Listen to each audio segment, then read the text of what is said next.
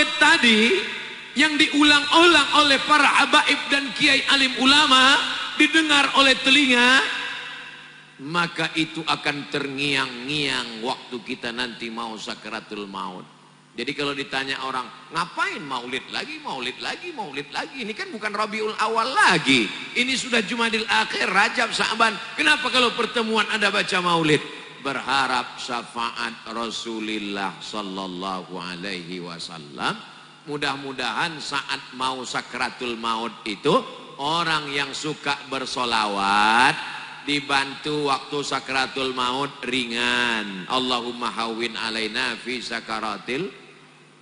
Ketika ruhnya keluar, lalu kemudian pertanyaan mungkar nakirnya dapat solawat dimudahkan. Ma rabbuka, man nabiyuka, ma imamuka, ma qiblatuka, man ikhwanuka. Kemudian nanti ketika dibangkitkan di padang mahsyar, idza sama'um fatarat wa idzal kawakibun tasarat wa idzal bi'aru fujirat wa idzal quburu bu'sirat.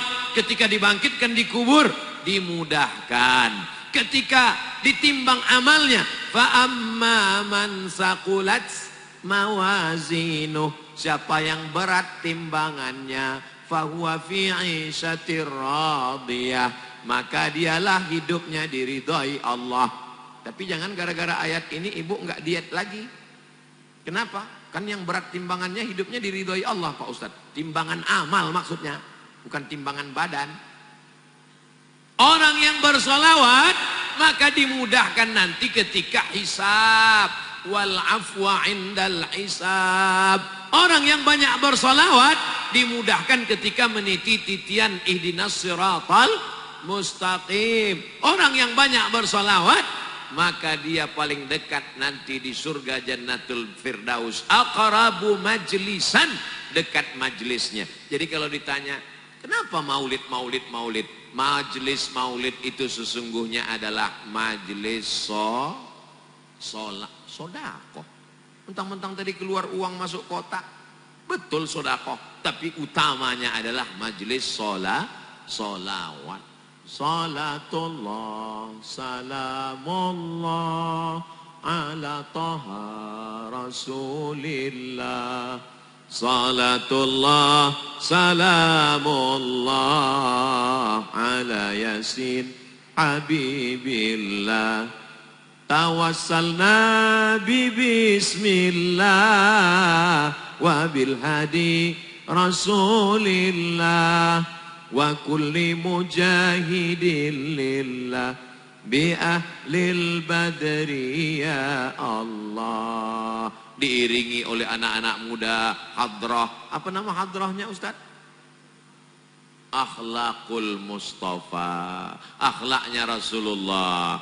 Sudah acara maulid keliling, ngajinya dengan habaib dan ulama, tapi acara nikahnya masih pakai keyboard tunggal, artisnya pakai rok pendek. Pulangnya tak perlu lagi diceritakan, sakit hati ibu nanti. Maka undanglah saat walimah anak nikah pakai hadrah, saat akikah pakai hadrah, saat sunatan pakai hadrah. Setuju? Saya berapa kali nggak datang acara walimah. Ustadz Somad ini katanya kalau diundang wajib datang. Seringkali dia ceramah, idza da'aka fa'ajibhu, kalau diundang datang. Ustadz sudah kami undang, undangannya diantar ke rumah, yang lain pakai WA. Ustadz dikirim undangannya langsung datang ke rumah. Kenapa Ustadz nggak datang? Aku datang. Kok nggak ketemu kemarin? Aku nggak masuk ke dalam. Kenapa nggak masuk? Waktu aku mau masuk kalian sambut dengan lagu Jatuh Bangun Aku Mengejarmu. Ngapain saya masuk? Daripada jatuh bangun mendingan pulang. Kita mau masuk, dia sambut dengan lagu Cinta Satu Malam. Itu kan kumpul kebo. Mohon maaf, ada anak-anak. Dia sambut dengan lagu Selimut Tetangga. Ngapain dibahas? Ini perbuatan maksiat. Selingkuh itu indah. Nauzubillah. Lagu-lagu itu menginspirasi, mengajak orang berselawat kepada Nabi. Iramanya indah-indah, dilakukan oleh anak muda. Saya senang sekali malam ini yang menyanyikan hadrah itu anak-anak muda laki-laki. Laki-laki semua tadi kan? Kadang ini ada maulid Nabi yang nyanyi perempuan. Lagunya biasa aja, lipstiknya 2 inci. Perempuan itu suaranya bagus baca Quran, suaranya bagus sholawatan. Tapi kalau dilihat laki-laki yang tidak mahram, suami orang melihat istri orang. Banyak perempuan pakai jilbab bagus, pakai baju bagus, wajahnya glowing di depan suami orang. Di depan istrinya sendiri seperti mak lampir, nyi blorong, sundel bolong, suster ngesot. Loh, hafal semua nih Pak Ustadz.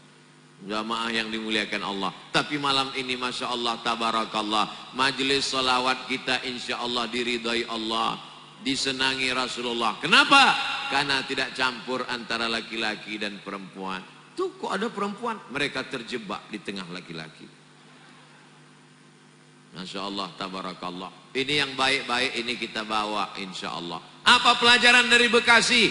Silaturahimnya terjaga. Apa pelajaran dari Bekasi? Cerita judulnya tepat mengingat mati, supaya masyarakat ini diingatkan pada mati. Wa kafa bil mauti wa'iza. Ada nasihat yang tidak bersuara, ada nasihat yang bukan khutbah, bukan ceramah, bukan tausiah, bukan tazkirah. Dia diam 1000 bahasa. Nasihat itu bernama mati. Siapa yang menasihati Ustadz Abdul Somad? Enggak ada. Enggak ada orang menasihati saya sampai sekarang. Saya datang ke Kiai, Kiai tolong nasihati saya. Saya kalau tausiah, saya cari para alim ulama yang tua-tua, yang sepuh-sepuh, minta nasihat, minta doa. Mereka enggak kasih nasihat. Mereka katakan, ya Ustaz sudah tahulah, sama-sama saja kita berdoa kepada Allah. Nasihat yang paling dalam, yang masuk ke dalam otak dan hati saya adalah ketika melihat orang mati terbujur kaku, yang selama ini dihormati, dibanggakan, dimuliakan, disanjung tinggi. Kalau datang disambut dengan baleho dan karpet warna merah, tapi lalu kemudian ketika mati menghadap Allah terbujur di ruang tamu dan tidak sampai 24 jam dibawa keluar. Rumahnya rumah dia, yang membangunnya dia, yang beli tanahnya dia, yang cari arsiteknya dia, yang mengumpulkan uangnya dia.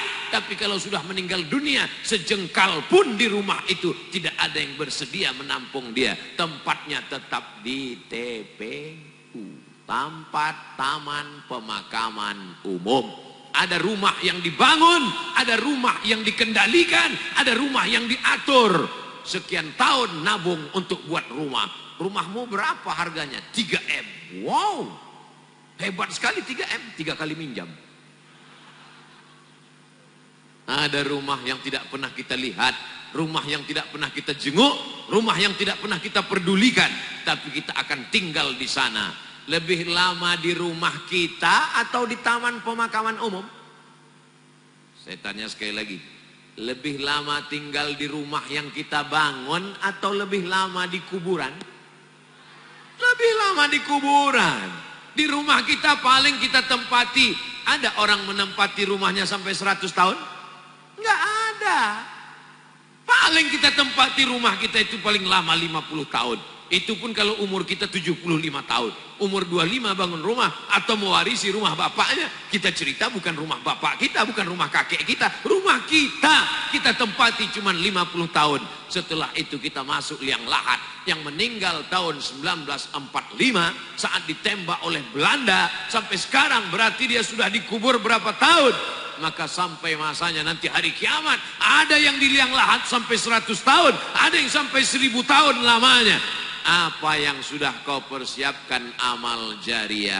Yatsba'ul mayyita salasun, yang mengiringi mayat sampai ke liang lahat ada 3. Ahluhu, istrinya ikut mengiring, anaknya datang, jamaah semua datang, tapi cuman sampai ke pintu liang lahat. Setelah itu mereka masukkan ke dalam. Setelah itu mereka kemudian naik ke atas. Mereka ambil pacul, cangkol dan skop. Mereka katakan mari kita timbun, kita injak biar padat.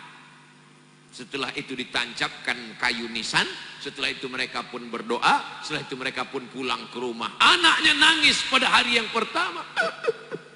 Hari kedua dia mulai tersenyum. Kirim rek spasi lucu, kirim ke 9090. Kiki. Tapi kalau anakmu soleh, dia akan bangun di tengah malam. Rabbi firli wali walidayya warhamhuma kama rabbayani shaghira. Gimana anak ibu?